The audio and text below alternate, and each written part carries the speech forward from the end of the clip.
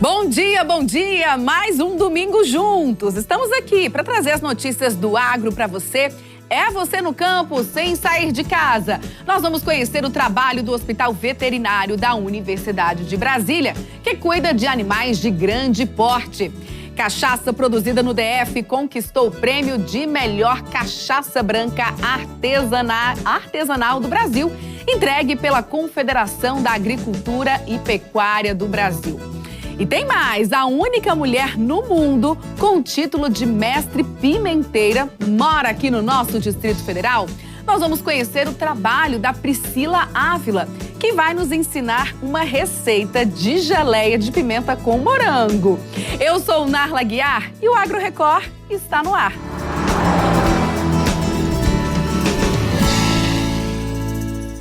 Você sabia que a UNB tem um hospital veterinário para tratar animais de grande porte? Pois é, ele fica na Granja do Torto e oferece atendimento, cirurgias, castrações e cuidados para o público em geral.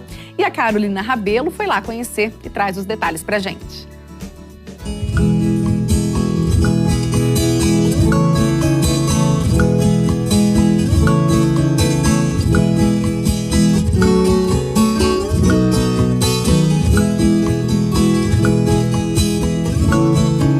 Nesta edição do Agro Record, nós viemos conhecer de perto um pouquinho da história do Hospital Veterinário, que faz parte da Faculdade de Agronomia e Medicina Veterinária aqui da Universidade de Brasília. O professor Fábio é o responsável por esse setor. Professor, explica um pouquinho pra gente como que teve início essa história do Hospital Veterinário. Bom, o hospital é um hospital escola, né, como você mencionou, ligado à universidade. Nós começamos os atendimentos aqui em 2001. Eu ainda não estava aqui, eu cheguei em 2006, né? Mas começamos com uma parceria com a Secretaria de Agricultura aqui pelo espaço. Então existia uma necessidade para a formação dos alunos do setor de grandes animais, né? Para que eles tivessem uma formação mais completa. E o fato da gente funcionar aqui na Granja do Torto também na ocasião facilitou muito por conta do parque de exposições, né? Então muitos animais vinham ao parque de exposição e eram atendidos aqui. E essas parcerias também com a Secretaria de Agricultura, Emater, no início também foi muito importante para a casuística. Nesta unidade, quais são os animais que vocês atendem? Aqui nós atendemos os chamados grandes animais, né? Então são os equinos, no geral equídeos, equinos, asininos, moares, os bovinos também, e atendemos também os ovinos e os caprinos, que são os chamados pequenos ruminantes. Ali a gente vê que tem um cavalo ali sendo atendido. O senhor pode explicar aqui pra gente qual atendimento que vocês estão fazendo? Aqui a gente faz todo o tipo de atendimento clínico e cirúrgico, né, para esses animais que eu mencionei para você, né? Então alguns animais eles vêm com algumas afecções de membro, né? Então esse daí tem uma afecção locomotora, uma ferida, né, no membro direito ali torácico, né? Então a gente faz todo esse tratamento diário, né, de limpeza, de antisepsia das feridas, de curativo desses animais que precisam, né? Então aqui a gente acaba recebendo, além dos nossos alunos e dos cursos de pós-graduação, principalmente a residência em clínica e cirurgia que funciona aqui, a gente recebe também alunos de outras instituições que queiram fazer o seu estágio final aqui na universidade, né, e acompanhar um pouco da nossa casuística. E aqui vocês atendem então todos esses animais, vocês também têm uma área para exames, vocês conseguem fazer todo aquele check-up para o animal ter todo esse cuidado? A gente faz a parte de diagnóstico por imagem também, então hoje a gente conta com o serviço de endoscopia gástrica, né, e também respiratória para equinos e algumas vezes para os bovinos também. Temos a parte de laboratório também, laboratório clínico, apesar da gente ter um outro setor com um laboratório mais completo, mas o nosso serviço aqui é 24 horas, então a gente interna os animais. Então algumas vezes a gente necessita da realização de exames aqui no próprio hospital, tá? Como que essa população pode trazer algum animal caso essas pessoas vejam que esses animais precisem de atendimento? Aqui a gente faz tanto o atendimento emergencial de animais, né, quanto esse atendimento que não é emergencial, né? E a gente então, as pessoas elas podem entrar em contato aqui, o hospital tem um telefone de plantão, que é o 3468-7255, né? Então normalmente quando há necessidade de algum atendimento, as pessoas entram em contato, explicam o caso do animal E aí são passados, né, todas as informações necessárias, né, para esse atendimento, bem como os exames que esses animais devem portar para serem transportados até o hospital, né? Hoje a gente, em tratando de grandes animais, nós temos legislações específicas, né, que tratam sobre doenças desses animais e principalmente os exames de anemia infecciosa equina e de mormo são necessários para a entrada desses animais nas dependências do hospital e também para a saída.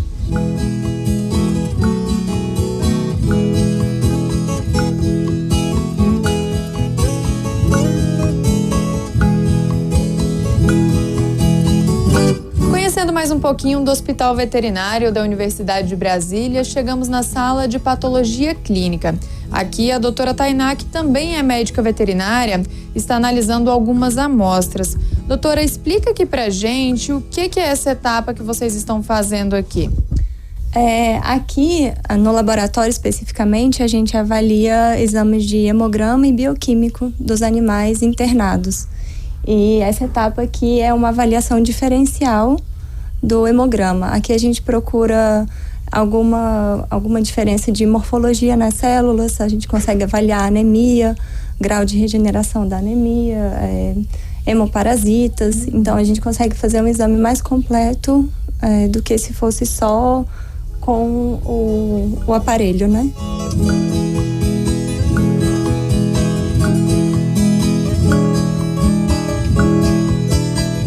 Nós vamos conhecer bem de perto todas as partes aqui do Hospital Veterinário. E, professor, qual parte nós vamos ter acesso agora?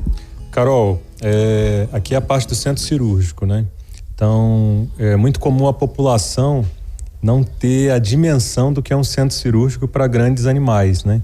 Então, todos aqueles equipamentos que a gente utiliza, tanto para os pequenos animais como para os próprios seres humanos, como aparelhos de anestesia, monitores, né, eles também são utilizados para os grandes animais, só que numa proporção muito maior, né? Então a gente vai entrar aqui para mostrar um pouquinho para vocês. Até eu fiquei curiosa agora para conhecer, viu? E o que a gente pode falar aqui, professor? Como que funciona aqui o atendimento e essa parte cirúrgica de vocês? A nossa casuística cirúrgica aqui, ela é muito elevada para os casos de afecções gastrointestinais, né? Que são chamadas as cólicas, principalmente nos equinos, né? Então, aqui a gente faz muito procedimento de laparotomia exploratória, né? Que é uma cirurgia em que a gente faz uma abertura, né, no abdômen do animal, sob anestesia geral. Então, lá a gente tem um aparelho grandão de anestesia inalatória, né? Então, esses animais, eles são intubados, né? Então, eles são anestesiados, entram, né? São levados ali fora tem uma sala de pré-anestesia, uma sala de preparação.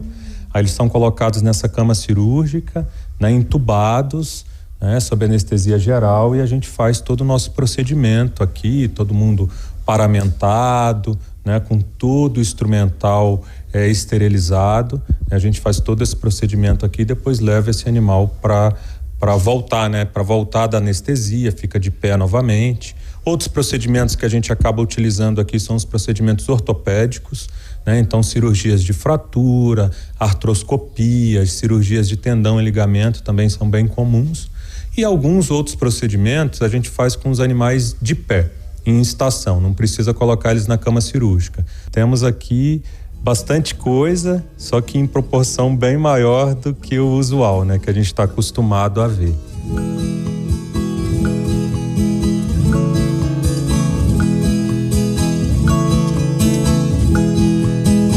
Agora, já no galpão principal, a gente mostra para vocês aqui a Letícia, que é médica veterinária e residente aqui no Hospital da UNB, cuidando da Geórgia. Letícia, quem é a Geórgia? De onde ela veio? Explica pra gente qual processo vocês estão fazendo aí também. A Geórgia é uma cabra leiteira de um produtor rural aqui do Lago Oeste, né, um lugar próximo. Na última semana, né, no dia 2, ela entrou em trabalho de parto. Ela estava prenha gemelar, eram 2 cabritinhos, só que ela não teve abertura, passagem para sair. Então ela foi encaminhada aqui para o hospital para passar pela cesárea. Então a gente fez a cesárea, um dos filhotinhos, o que estava no canal do parto, infelizmente não resistiu, mas a outra ficou tudo bem com ela teve alta inclusive. E agora a gente está fazendo os cuidados pós-operatórios, né? Curativo, ordenhando ela, fazendo as medicações para que ela possa ter alta o quanto antes e voltar à vida normal que ela tinha lá na propriedade, fornecendo leite. Aqui então tá tudo bem com ela. A gente consegue mostrar aqui a cicatriz, né, da cirurgia que ela precisou fazer pós-parto. Depois os pelos aqui nascem normalmente, vão cobrir essa cicatriz? Nascem normalmente, cobre a cicatriz, não dá nem pra ver, dependendo de como for o processo de cicatrização, não dá nem pra saber que ela passou por essa cirurgia. Assim, em questão de 1 mês, isso aqui já tá completamente coberto pelos pelos novamente. E a Georgia é mansinha? Será que eu consigo fazer um carinho nela? Consegue.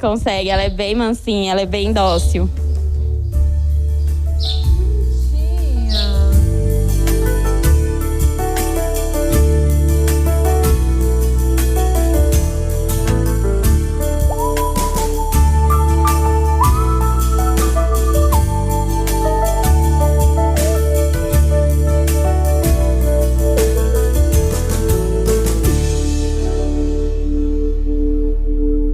Que bacana, né, gente, esse serviço da Universidade de Brasília, porque a gente sabe que nem todo mundo tem condições de arcar com um serviço veterinário no particular. E sem falar nesse amor, né, que eles têm pelos animais, que realmente é muito bom de se ver. Vamos ver como é que fica a previsão do tempo, então, para hoje? Vamos ver aqui no nosso telão. Olha, de acordo com o Instituto Nacional de Meteorologia, muitas nuvens com pancadas de chuva e trovoadas, viu? A mínima hoje registrada foi de 18 graus, a máxima vai ser de 27 e a umidade está bem confortável, variando entre 60% e 95%. Você sabe o que é ecoterapia? Pois é, aquele método que utiliza cavalos no tratamento de deficiências. É muito interessante, é eficiente e, além disso, prazeroso, né? Uma pesquisa aponta que a prática traz diversos benefícios que ajudam no desenvolvimento de crianças com autismo.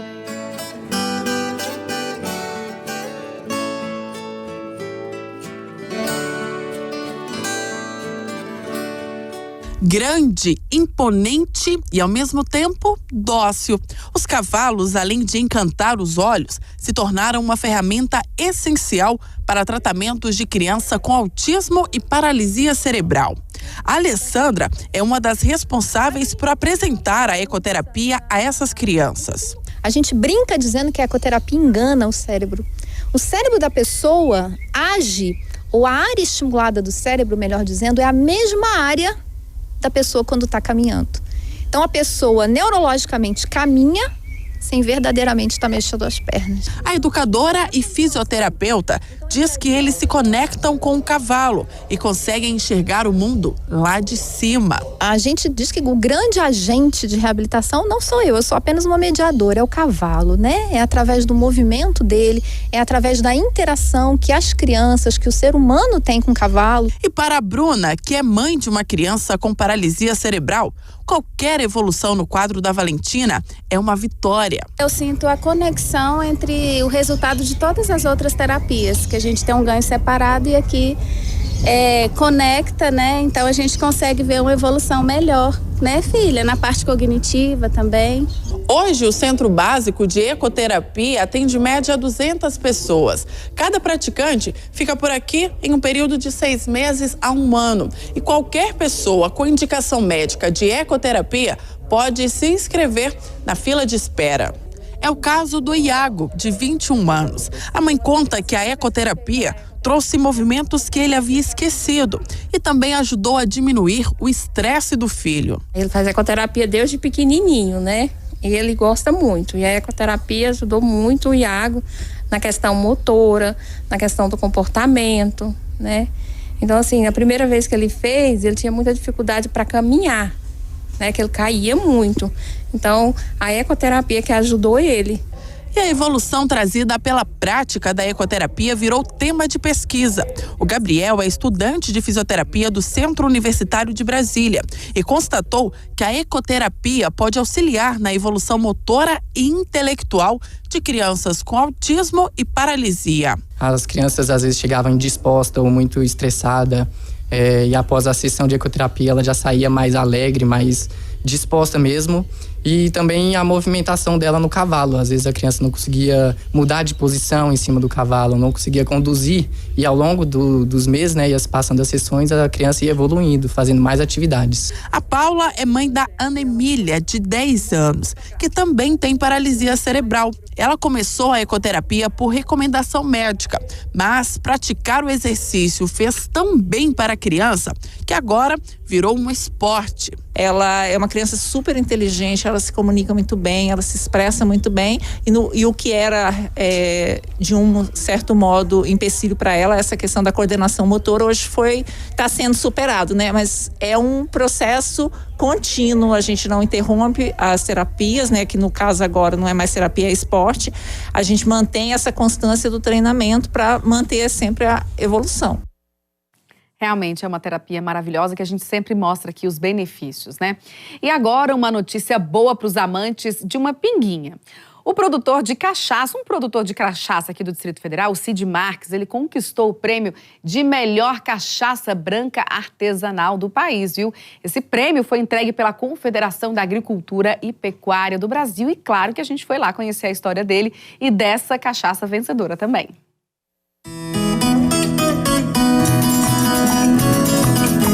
O sonho de quase todo mineiro é se aposentar e comprar uma terrinha para poder viver lá no meio do mato, na tranquilidade.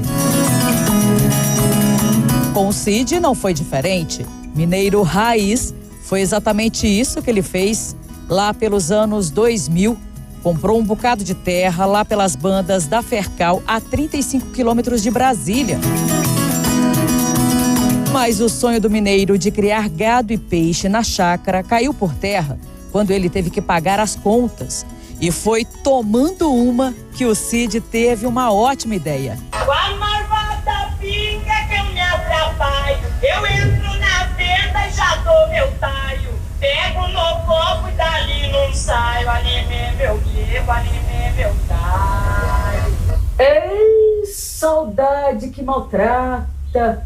É por isso que meu remedinho é a cachaça. Coisa boa, gente. Gente, pelo amor de Deus, né? Me respeita a minha história. Vocês acham realmente que eu tô bebendo em serviço? Não, né, gente? Tinha água aqui, mas eu estou aqui para falar de cachaça, viu? Para falar de cachaça que tem um nome maravilhoso, Cachaça Remedinho.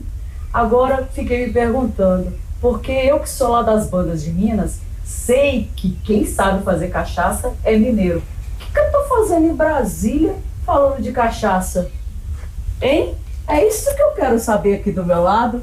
Tô com o Cid, tô com o João, que é filho do Cid. Mineiros.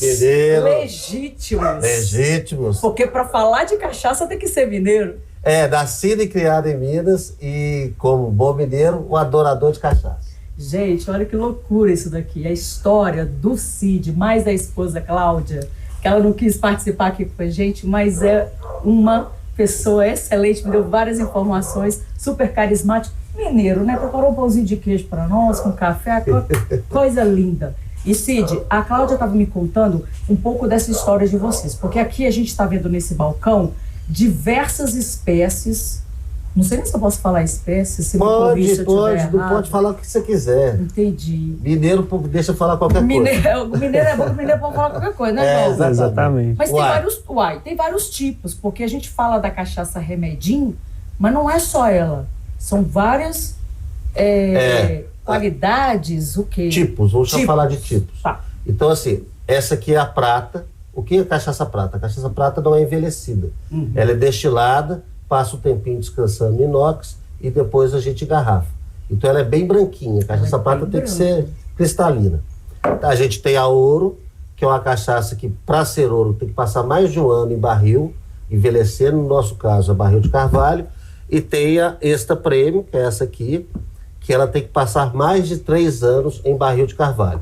E os nossos barris são todos de carvalho, e geralmente 200, 220 litros por barril. Entendi. Então essas são as diferenças. Porque nós estamos aqui por causa dessa premiação de agora, que já é a segunda de vocês, né? Isso. Exatamente. Temos algumas premiações, né? Estamos entre as 250 cachaças mais queridas do Brasil pela Cúpula da Cachaça.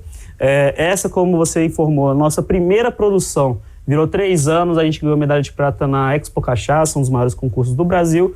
E agora a nossa pratinha, que igual meu pai fala, né, pai? Prata é o problema da cachaça. Por quê? Porque não tem a madeira para te ajudar. A madeira pode ajudar em algumas propriedades, algumas coisas que a cachaça é um pouco mais ácida, um pouco menos. Mas a cachaça prata, a branquinha, ela não tem passagem por madeira. Então a cachaça tem que sair boa. Então o processo de seleção do coração da cachaça, o processo de destilação é muito importante para sair uma cachaça branca de qualidade. Eu acho que a cachaça prata é a prova de fogo do alambique, porque assim, a cachaça tem que ser boa, não tem nada para te ajudar depois. Entendi. A madeira não vai trabalhar. Não então, vai trabalhar é por a cachaça ela boa. tem que ser... A gente começou do zero mesmo. Assim. Eu nunca tinha mexido com cachaça. Só tomado. Bastante. Mas o meu avô há muito tempo, ele teve uma experiência com cachaça, chamada cachaça sabiá, mas a gente nunca mexeu com cachaça. Uhum. E começamos do zero. Então começamos a pesquisar, começamos a fazer a reforma. A gente tinha um curralzinho, a gente desmanchou o curral, fizemos alambique, e começamos a plantar cana, começamos a estudar. A gente passou por um processo que é muito lento, mas fundamental, que é do registro no mapa. Que demorou muito. Quase 20 anos depois, 6 dos 60 hectares de terra da Chácara da Família são destinados exclusivamente para a produção da cachaça Remedim. Os 93 tonéis de carvalho e jatobá do alambique da família produzem, em média, 6 mil litros de cachaça por ano. Um estilo de vida que virou um negócio sério e premiado. O mais recente foi o prêmio de melhor cachaça branca artesanal do Brasil, entregue pela Confederação da Agricultura e Pecuária do Brasil, a CNA. Esse prêmio ele busca promover a esses pequenos e médios produtores, que eles ganhem visibilidade no mercado, que eles agreguem valor aos seus produtos e sejam reconhecidos pelo consumidor final. Esse concurso contou com 3 etapas de avaliação. A primeira foi o júri técnico, então todas as cachaças, que estavam nas condições do nosso regulamento passaram por essa avaliação sem identificação do produto por um time de especialistas vindo de todas as regiões do país. Aquelas 8 com as maiores notas, elas então foram para a etapa de júri popular, onde o público aqui de Brasília teve a oportunidade de degustar essas cachaças, dando notas de 1 a 9 conforme a percepção deles, de sabor, de aroma e tudo mais. E também contamos com a avaliação das histórias dos produtos, a história que foi contada por cada produtor no momento de sua inscrição. Então, um time aqui da casa, CNA-Senar, avaliou essas histórias atribuindo algum peso também. Então, esse concurso, foi a junção dessas 3 etapas, justamente para envolver o público, que é o consumidor de cachaça. É tão legal essa história de vocês, porque isso começa bem antes do João, O João era pequenininho ainda. Isso. Porque, tipo assim, meio que foi num surto psicótico, tô brincando, brincadeiras à parte, mas foi assim, não querer ter um sonho de ter um cantinho, uma roça, um hobby, e ao mesmo tempo esse hobby precisou de pagar, e aí veio a cachaça, que agora posso falar que é um negócio, é o carro-chefe de vocês. Foram premiados 2 vezes, tá com vendas aí, altíssimas, é uma das cachaças preferidas realmente, tem vários outros tipos de cachaça, não fica só em um tipo. Gabi, isso é muito legal, porque assim, aquela coisa que a gente já falou, Ninguém imagina que Brasília produz cachaça. E não é só a gente tem outros parceiros, outros produtores, a gente tem a Saracura, com a cachaça muito premiada, tem a Cavaco, que é uma boa produção também. A própria Casal Cachaceiro, que é a produção nossa, mas são a marca de parceiros. E isso é legal, o negócio que eu gosto de reforçar sempre é o seguinte, porque como a gente produz cachaça, é importante que os restaurantes, bares, saibam o seguinte, olha, tem cachaça de qualidade aqui em Brasília, Vamos valorizar esse produto que é nosso, Isso. é a cultura nossa. A cachaça é uma bebida que está crescendo demais no mercado, mas é importante isso. É lógico que você tem as cachaças industriais que faz a caipirinha, isso a gente não discute. Mas é importante que esse segmento valorize a nossa cachaça. Com certeza. Porque o mercado é amplo e a gente tem que valorizar a coisa da nossa gente. E é bom saber que aqui roça. tem. E falando do prêmio, eu acho que é legal, né? O prêmio da CNA que a gente ganhou agora. A gente ficou muito feliz porque esse prêmio tem um formato muito interessante.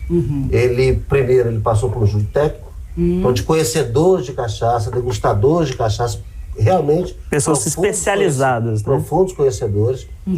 Aí classificou as 4 cachaças finalistas. Essas 4 cachaças passaram por um júri popular. Então o neguinho chegava sem rótulo, sem nada, né?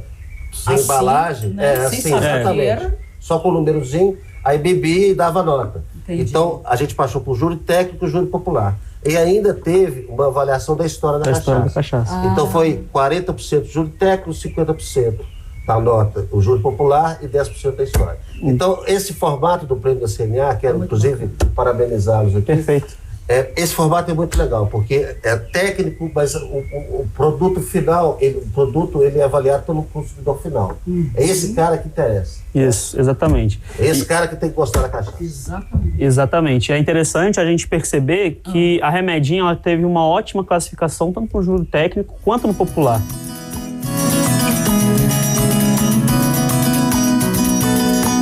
Aqui a gente está com os donos do negócio, né? Mas a gente tem o cara que trabalha na roça, que é o cara que pega na massa. A gente tem que valorizar o alambiqueiro, o cortador de cana, o pessoal que trabalha na ponta. Então, pessoas, você está ajudando, você está pagando. Primeiro, a gente paga imposto, você está valorizando o produto nacional e você está valorizando a cadeia. Porque a gente tem funcionários, a gente tem... Então, é importante que a população saiba disso.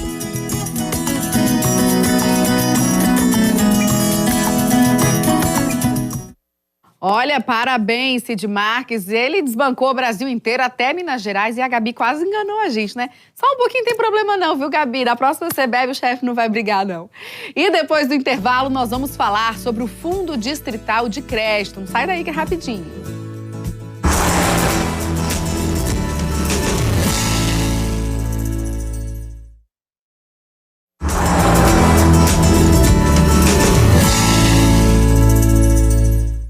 Estamos de volta e hoje nós vamos falar do Fundo Distrital de Desenvolvimento Rural, uma oportunidade para os produtores de investir em melhorias, em tecnologia, aumentar a produção ou até mesmo começar um novo negócio. E a gente recebe aqui no nosso estúdio o Edson Roden, subsecretário de Administração Geral da Secretaria de Agricultura aqui do Distrito Federal. Muito bom dia, Edson. Tudo bem? Bom dia, tudo bem. Muito obrigada pela entrevista, por vir aqui, né, trazer esses esclarecimentos.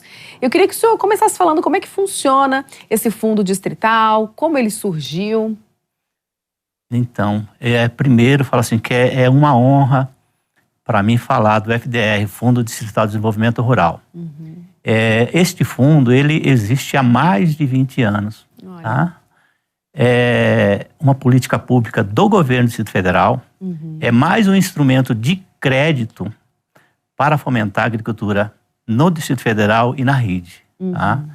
Então, para o produtor ter acesso ao fundo, primeiro de tudo, o que ele tem que fazer? Procurar o escritório da Emater, que vai desenvolver o projeto, sem custo nenhum para desenvolver o projeto.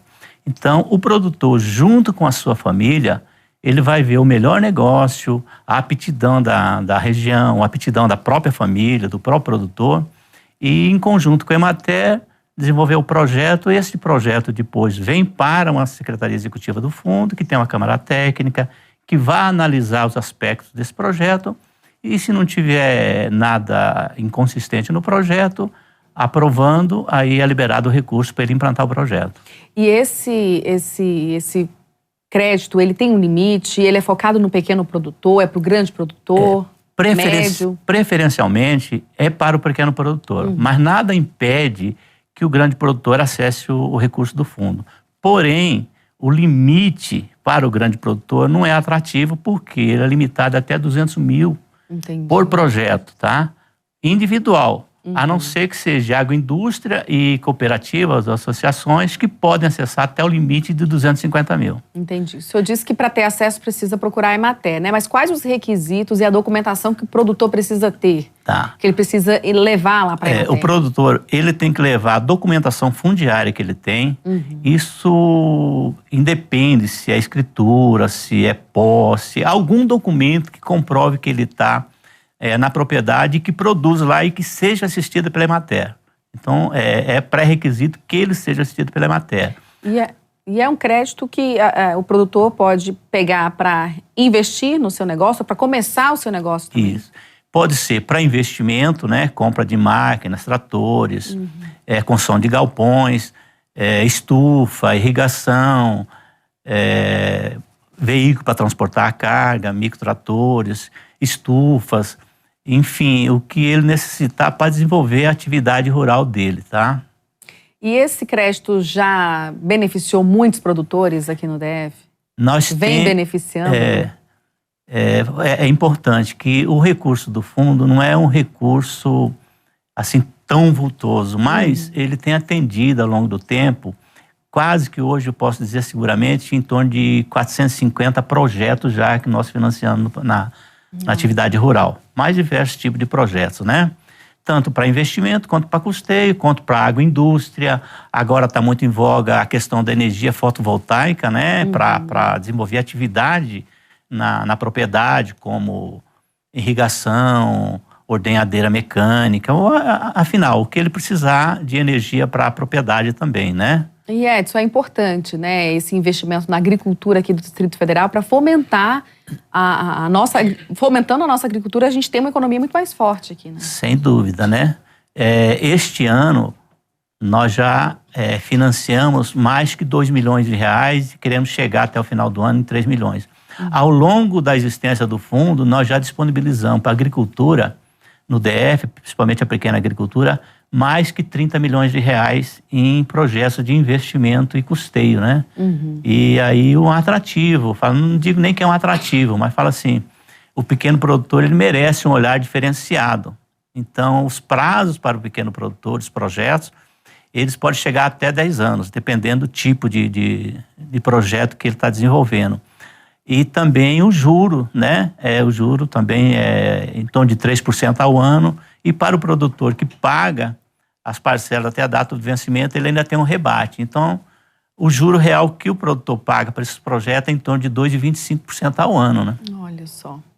E eu queria que o senhor falasse um pouquinho sobre casos de sucesso que a Secretaria tem, né, para contar aqui para a gente, que serve até como incentivo para quem tem vontade, né, quem está nos assistindo tem vontade de fomentar e ir atrás, na verdade, de um crédito como esse.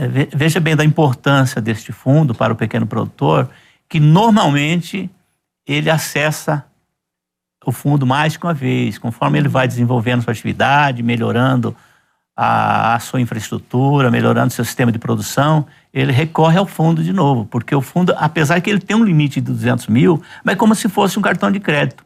Se ele usou 50, ele pode usar mais 150 num outro projeto, ele não precisa ficar parado num projeto só. Então é meio que rotativo. Então ele pagou, ele tem um limite novamente estabelecido, e se ele não tiver inadimplência, ele consegue manter. Aí você me perguntou em casos de sucesso.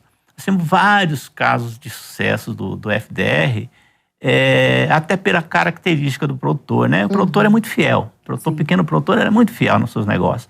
E aí nós temos várias agroindústrias, que geram também bastante emprego, empresas de embutido, empresas de cervejaria, como é que é assim, artesanal, tá? Ou hortas, cooperativas, associações, tá? Então, sem nominar nome nenhum, mas o FDR ele tem tido grande sucesso na empreitada dele, que é financiar o agronegócio. E só para a gente finalizar, o senhor disse que se um produtor, alguém que está nos assistindo, né, tiver vontade de começar ali o seu negócio, né, no campo, ele precisa procurar a Emater, mas a Emater, além do fundo, né, conseguir esse fundo pela Secretaria de Agricultura, a Emater também ajuda num planejamento ali para começar o negócio, não é isso? Primeiro, ele tem que estar ligado à Emater, o produtor. Primeiro passo, ele tem que ser assistido pela Emater. Com isso, ele procura o escritório da Emater,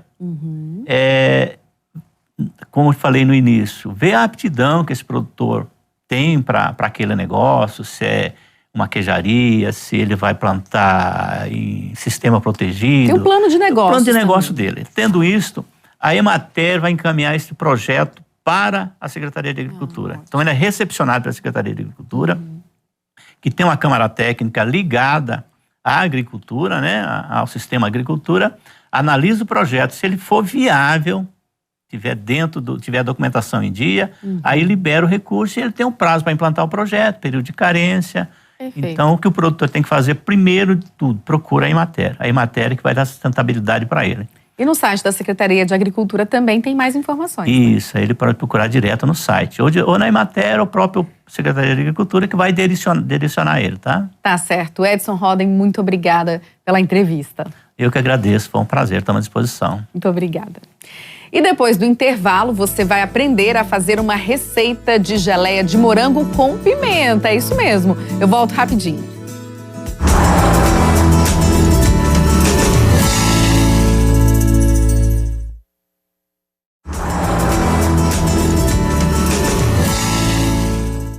Estamos de volta para falar que a única mulher no mundo com o título de mestre pimenteira mora aqui no nosso Distrito Federal. Sim, é a Priscila Ávila.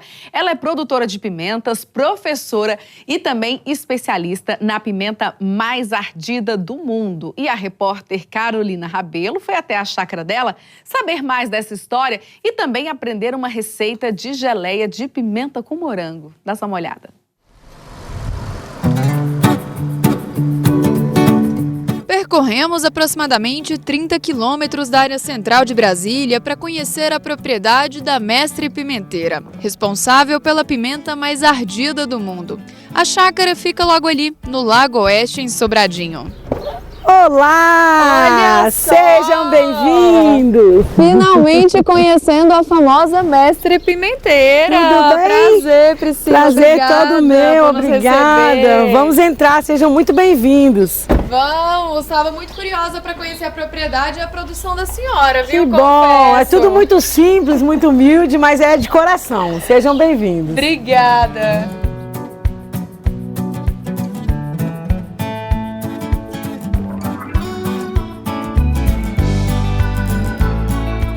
Priscila, agora aqui num café aconchegante, explica aí pra gente como que começou a sua história com o mundo da pimenta.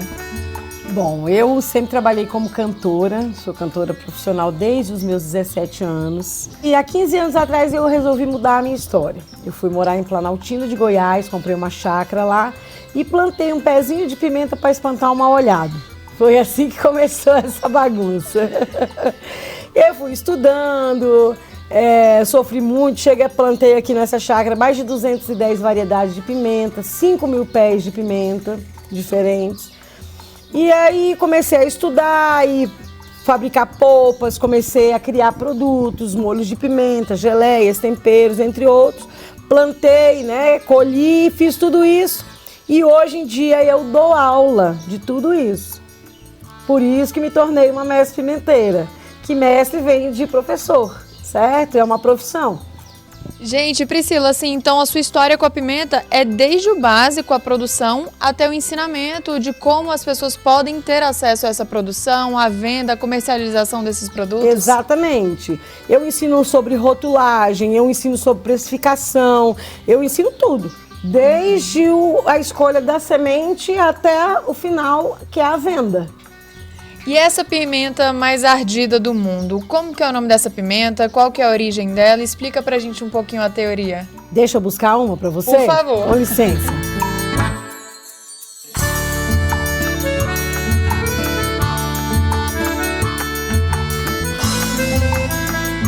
A Carolina Reaper, ou Reaper, ela é uma pimenta dos Estados Unidos. Quem fez a criação dela foi Ed Curry.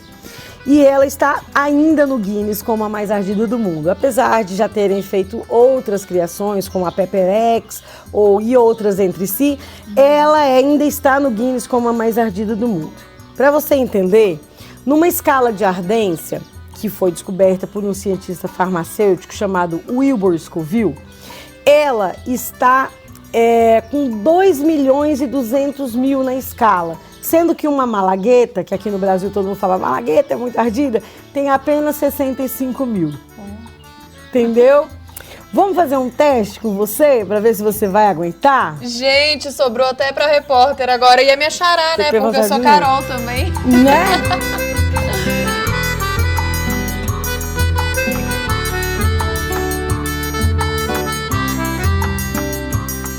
Olha só.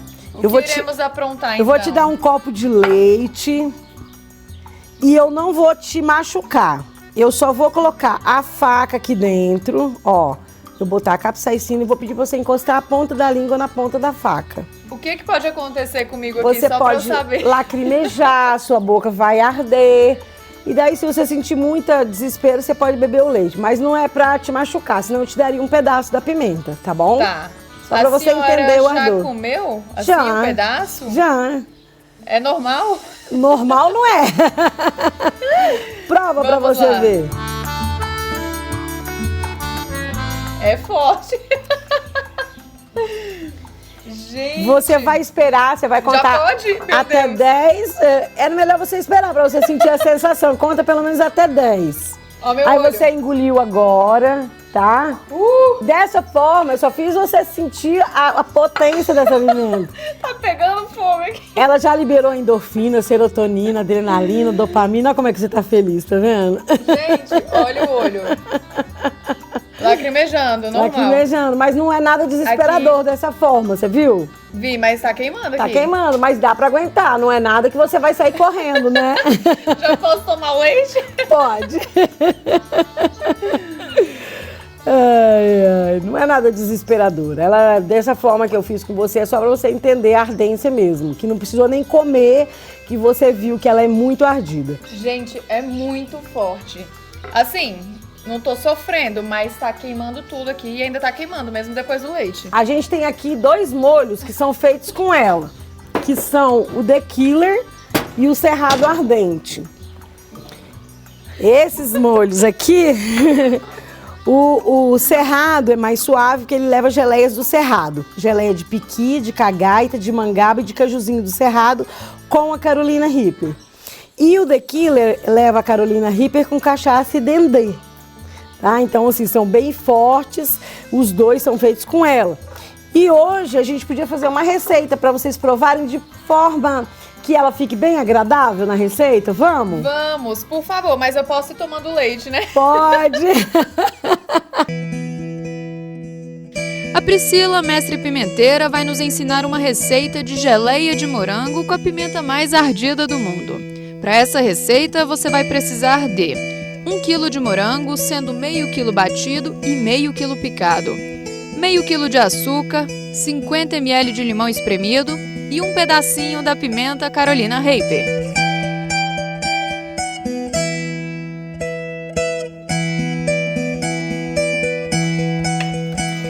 Vamos usar só um pedacinho dela. Eu vou inclusive tirar essas sementes daqui, ó. Porque senão elas vão ficar muito ardidas. Vou tirar essa semente. E aqui eu vou cortar. Ela pode ser batida, ela pode ser picada, né? Aqui eu vou picar ela bem pequenininha, os pedacinhos, ó. Pra gente poder colocar.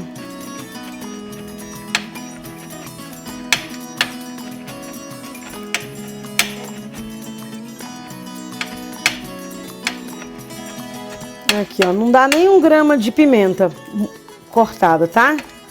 Olha lá, ó. Aí, se a pessoa quiser usar outra pimenta, pode usar em maior quantidade, tá? Aqui nós vamos usar a Carolina justamente para dar essa sensação de que o morango é doce, mas a pimenta é ardida. Vamos lá? Essa eu recomendo usar pouco. Só essa pontinha de pimenta aqui, ó. Olha só, vou botar aqui na ponta da minha mão para ver, ó.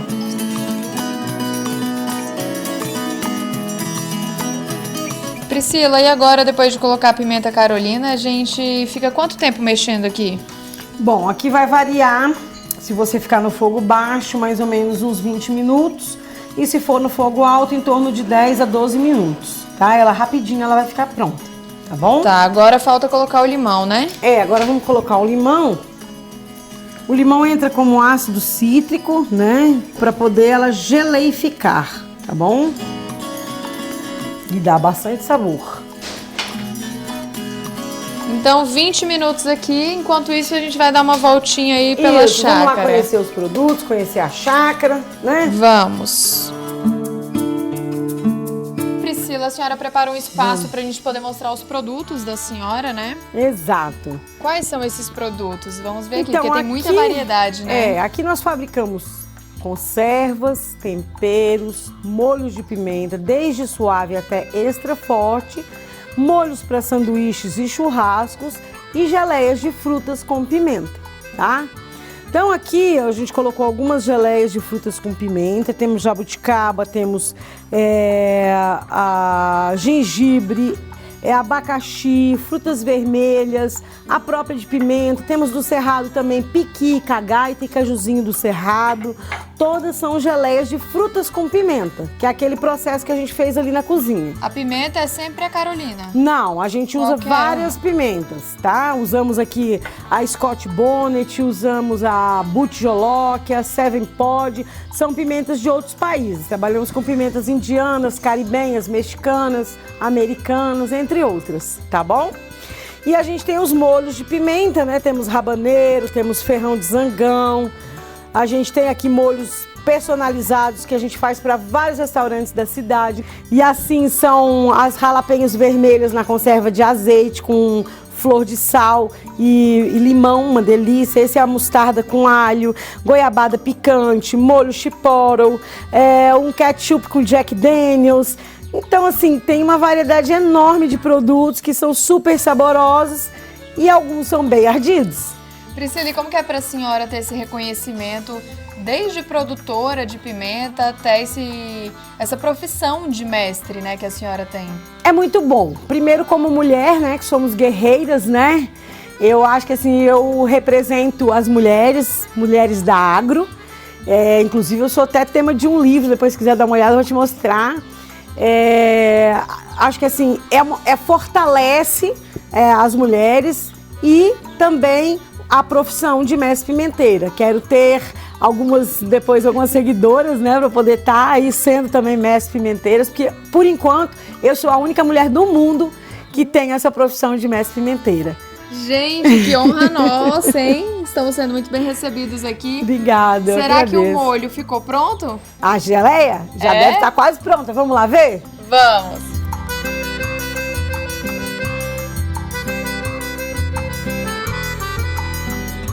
Olha só, nossa geleia tá pronta. Olha que linda, olha.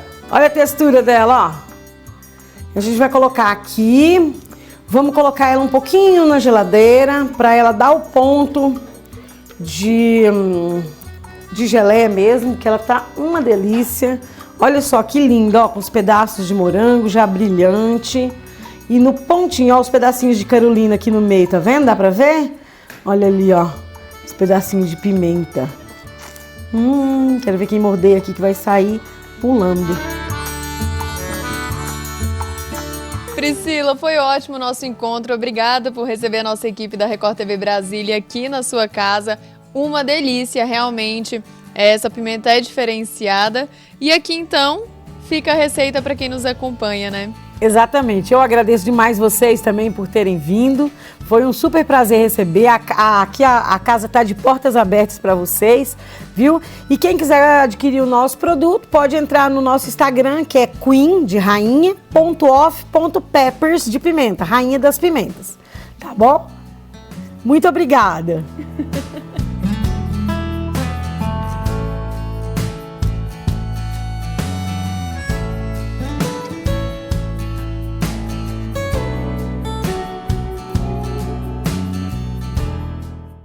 Gente, já tô doida para conhecer essa geleia de morango com pimenta. Eu adoro essa mistura do agridoce. A Carolina com certeza se esbaldou aí com essa geleia. Ó, na próxima traz pra gente, viu? Você que anotou, vai fazer a receita na sua casa, depois manda pra gente que a gente mostra aqui no nosso Agro Record. Então, nosso Agro Record fica por aqui, mas no domingo tem muito mais, às 10 da manhã, sempre. Uma ótima semana para você, que seja abençoada e produtiva. Até domingo que vem. Tchau!